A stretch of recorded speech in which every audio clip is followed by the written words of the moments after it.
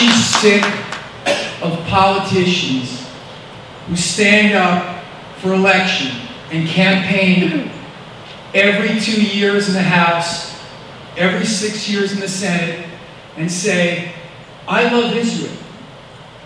And then, when it comes time to stand tall, when things are tough for Israel, where do they go? They shrink into the shadows and let the Obama administration dictate to them what the policy should be vis-a-vis the United States and Israel. A shift away from Israel. Those aren't politicians that are standing tall. It's easy to say that you love Israel, but it takes courage to stand up and actually back up your words with deeds. And it's about time that all Americans, but particularly Jewish Americans, judge the candidates that they vote for by deeds, not words.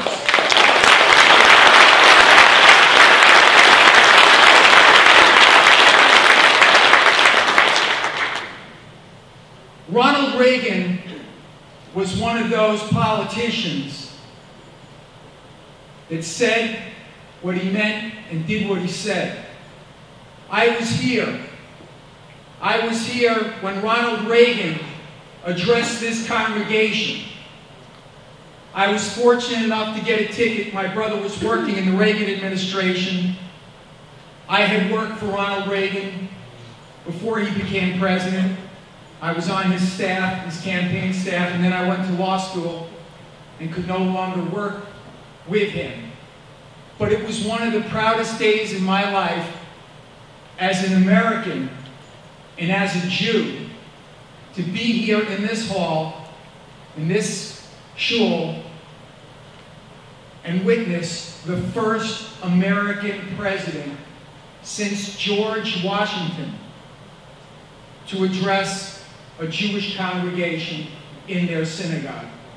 It took 200 years. George Washington was the first at Touro Synagogue in Newport, Rhode Island. So Ronald Reagan was a man of courage, a man who backed up his words. We have someone like that today who's a neighbor of ours. His name is Peter King.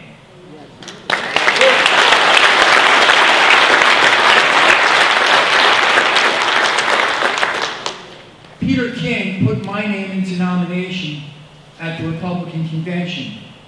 He is the honorary chairman of my campaign. Peter King is the ranking member on the House Homeland Security Committee. Peter King is the author and sponsor of the resolution, America Stands by Israel.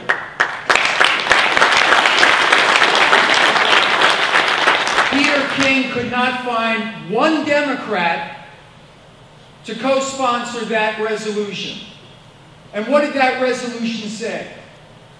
That resolution merely said that we weren't going to spend the hard-working taxpayer dollars of the American people on a kangaroo court, on the Human Rights Council of the United Nations, a council that is biased against Israel, biased against the West, and biased against the United States. Could not find one Democrat to co-sponsor that resolution. 37 Republicans.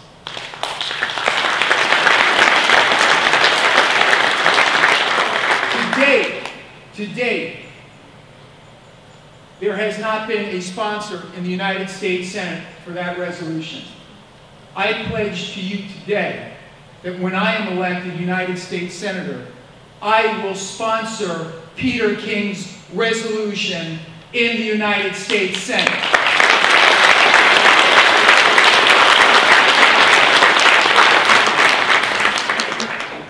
Ladies and gentlemen, we are in grave times now. We are at a crossroads in America. America can go in one direction, which I think is a path to mediocrity, or we can go and get back on the right track based on the principles that made this the greatest nation in the world. We have a president who just doesn't get it. We have a president who doesn't stand firmly behind Israel because he sees the world through a different set of eyes. He sees the United States' role in the world through a different set of eyes. I could not disagree with President Obama more fundamentally than on his policies towards Israel, his overall foreign policy, and his weakness in homeland security. I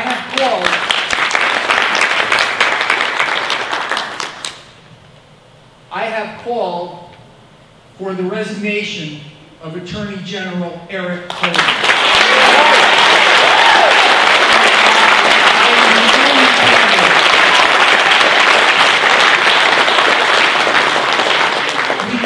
Separate the war against Israel with the war against terror. Hamas, Hezbollah, Al-Qaeda, they're all rotten fish in the same kettle. And we have to treat it as a global war on terror.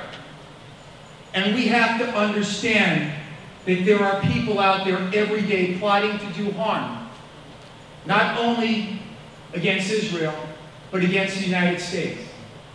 How much time do I have? 2 more minutes. Okay, I want to hit a couple of subjects. First of all, Homeland Security. Eric Holder. I don't know if you're aware of this or not, but there are 9 lawyers in the Justice Department who are in the Terrorist Enforcement Division who represented terrorists as defendants. Now, 1 or 2 or maybe 3 could be a coincidence. But 9?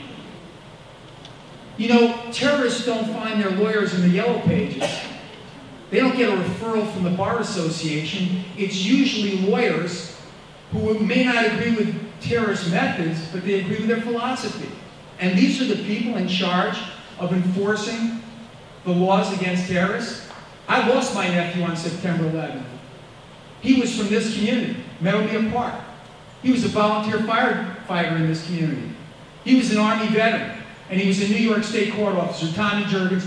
He went into Tower 2, carried a woman up to safety, and his lieutenant said, "Tommy, it looks pretty dangerous here. I think we ought to abandon the rescue." My nephew said, "I'm not leaving until everybody's out." Those were his last words. We never recovered his remains, only his sidearm and his shield. But you know what?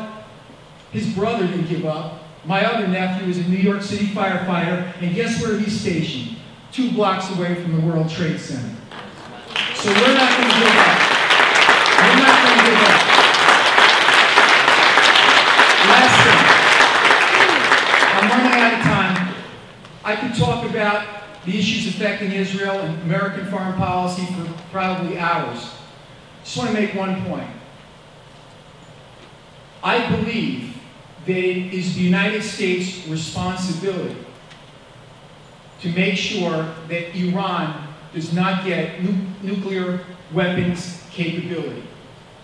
And I know there are some people that would like to see Israel do our dirty work for us. But the fact of the matter is that once Iran gets nuclear capability, it is the first step to the end of this world as we know it. Because everybody in the Middle East will be armed with nuclear weapons. And with the lunatics that they have there, someone's going to shoot one off. They're going to start a nuclear holocaust. And we can't allow that to happen. So I think the United States needs to step up to the plate and get serious about not only a threat to Israel, but a threat to world peace, a threat to each and every one of us. The last thing I want to do is end talking about Ronald Reagan, someone who I greatly admire. Ronald Reagan said, there is a reason why America was put between those two magnificent oceans. And the reason is, we are mankind's best hope. I believe that.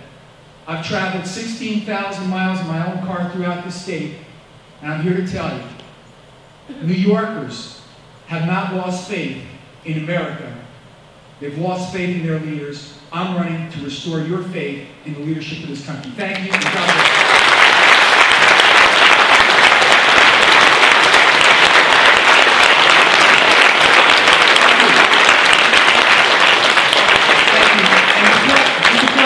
I've got 11 seconds left, but just before I do, I want to recognize some friends.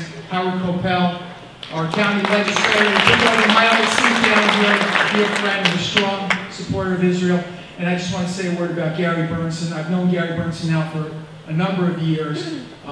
Gary was an operative. I guess that's the most I can say about your service in the Central Intelligence Agency. Gary, thank you for your service to this country.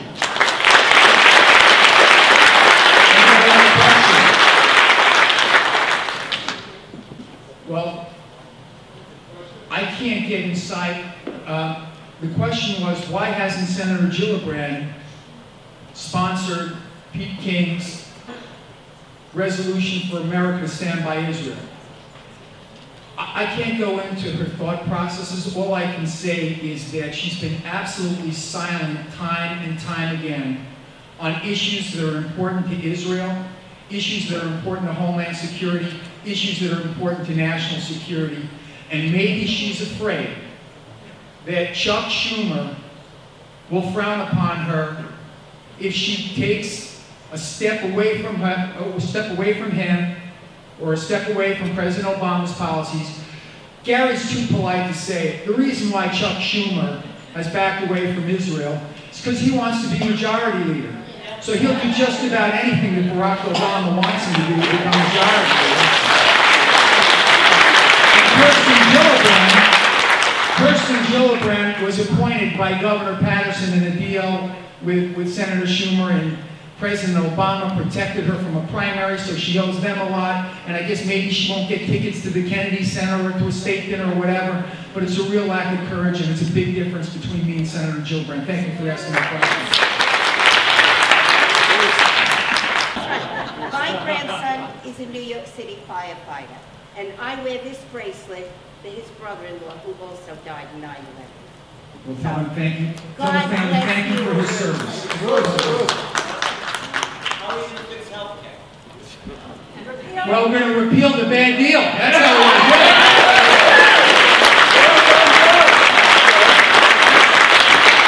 And if Obama vetoes it, we're going to defund it. They know that money they can't do it. Go ahead, sir. Like the president, I figured you could move. I heard that all through the campaign.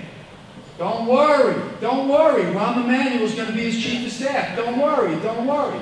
Well, you know what? Unfortunately, there are people in this world that put ambition ahead of principle. And I'm here to tell you today that I am running for the United States Senate, not for ambition, not for the title, but because I see this country going in the wrong direction. And every generation before me sacrificed so I could have the opportunities that I had. And this is the first generation in 100 years that's predicted to do worse than the previous generation. And I just could not sit on the sidelines and let my son inherit a world that didn't have as much opportunity as I did. Thank you. God bless you all.